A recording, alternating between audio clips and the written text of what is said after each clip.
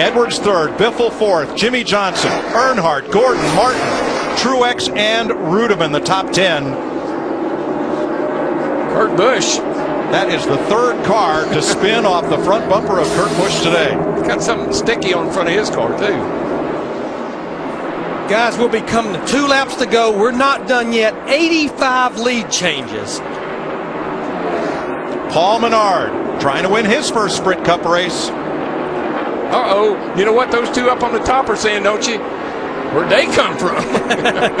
Carl Edwards in that 99, Greg Biffle in the 16. 2 to go this time. And they timed that out pretty darn good, because time that Boyer and Harvick get back to them, it's going to be tight. 2 laps to go. Remember, 7 of the last 11 Talladega races decided by a last lap pass. Boyer and Harvick coming again on the high side. Yeah, Boyer got real tight on the side of the 16 car, but it's paying off. Drag race down the back right there. But they can't clear the Fords and protect the bottom because Edwards comes storming back on the inside. Well, what else it does is opens the door for these two cats right here who have timed it out pretty darn good, coming to the white flag. And there comes their teammates as well, Johnson and Earnhardt Jr. White flag this time. Those have been the 2 best cars right there most of this race. They're just now showing it. The bell lap, and the man who started up front leads it, Jeff Gordon.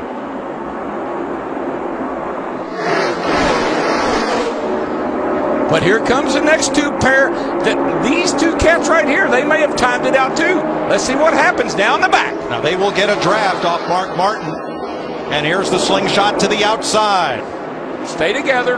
That's what they're saying. Stay together. Push, push, push. It's going to get tight down here in turn 3. Don't forget Jimmy Johnson and Dale Jr., 5th and 6th. They are there. Which group will they go with? And will it help the Juniors cars, or will it help Jeff Gordon to victory lane? All bets are off. They get to the middle of the tri-oval. Watch out, down low. Way down comes Johnson. Good run. He's got room. They're 3 wide. 3 by 3 to the line. Johnson. Maybe Jimmy Johnson. I believe he got him by an inch. 2/1000ths of a second he beat Boyer. Okay, a 1/16 of an inch. Have you ever? Oh, man. Oh, man. No, we have I have never seen anything like that. Woohoo! What a finish.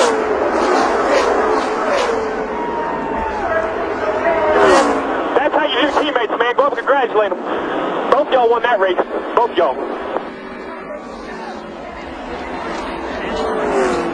An unbelievable finish where Jimmy Johnson had just enough room between the 2 cars on the inside and the double yellow line, because crossing that would have cost him the race. He had the room. He made it work. It's amazing how things will work out sometime for you, and sometime that time it worked to perfection.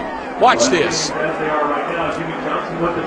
Jeff Gordon watching Boyer, seeing if he can beat Boyer. Left just enough room on the inside for Johnson and Earnhardt.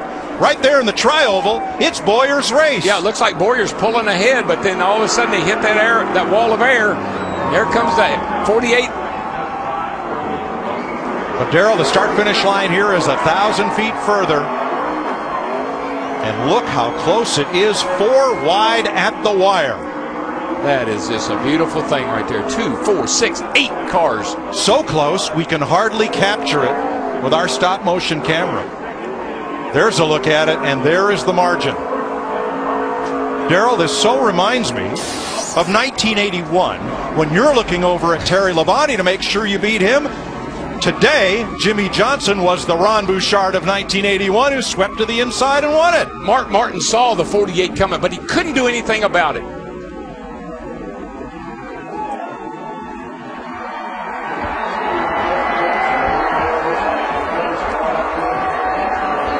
Jimmy Johnson and Dale Earnhardt Jr. never left each other all day.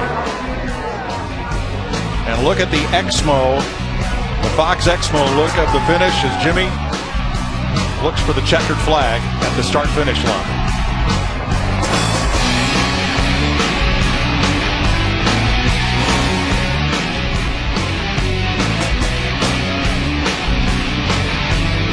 any of those 8 cars could have won it? Jimmie Johnson did.